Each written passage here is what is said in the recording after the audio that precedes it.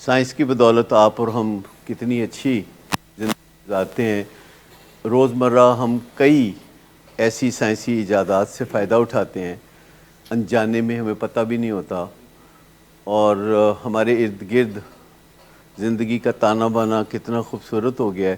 ایسے میں ہم اپنے ایڈکٹیو بیہیویئرز کے بارے میں غور نہیں کرتے جس کی ضرورت ہے. ان ایڈکٹیو بیہیویئرز کی ضرورت تھی زمانہ جہالت میں، جب سائنس نے ترقی نہیں کی تھی، صحیح رستے نہیں بنے تھے، تو لوگ کچے رستوں پہ چلتے تھے. لیکن اگر آپ کو صحیح پکی سڑک مل جائے تو آپ کچے رستے پہ جانا پسند نہیں کریں گے.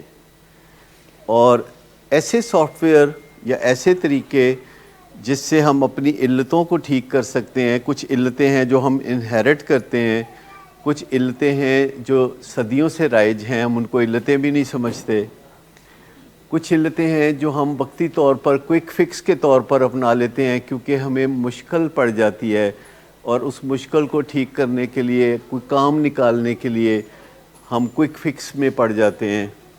اور جب کام نکلتا ہے تو ہم کہتے ہیں کہ ٹھیک طریقے. آپ نے کئی گھروں میں دیکھا ہوگا کہ دو تاروں کو ڈائریکٹ ہی ہاتھ سے پکڑ کے گھسا دیتے ہیں اور ساتھ اس میں ماچس کی تیلی ٹھوک دیتے ہیں.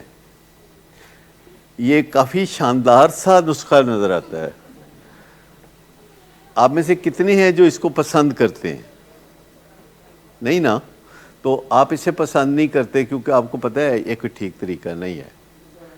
اسی طرح جب ہمارے گھر میں کوئی نشے کا مریض ہوتا ہے یا ڈائبٹیز کا مریض ہوتا ہے، میں نے لٹرلی گھروں میں دیکھا ہے کہ ڈائبٹیز کے مریض کے آگے جو کھانا پڑا ہوتا ہے نا، تو ایک گھر والا آدھا پلیٹ چک کے لے جاتا ہے.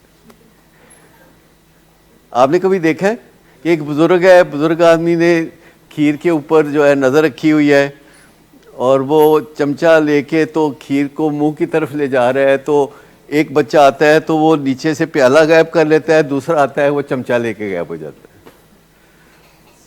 اس طرح وہ سمجھتا ہے کہ میں مدد کر رہا ہوں اس ڈائبیٹک کی، لیکن اس طرح مدد نہیں ہوتی. ہمارا جو ایموشن ہے، جو ہمارا احساس ہے، اس کو مجروح کر کے ہم اچھے نتائج پیدا نہیں کر سکتے.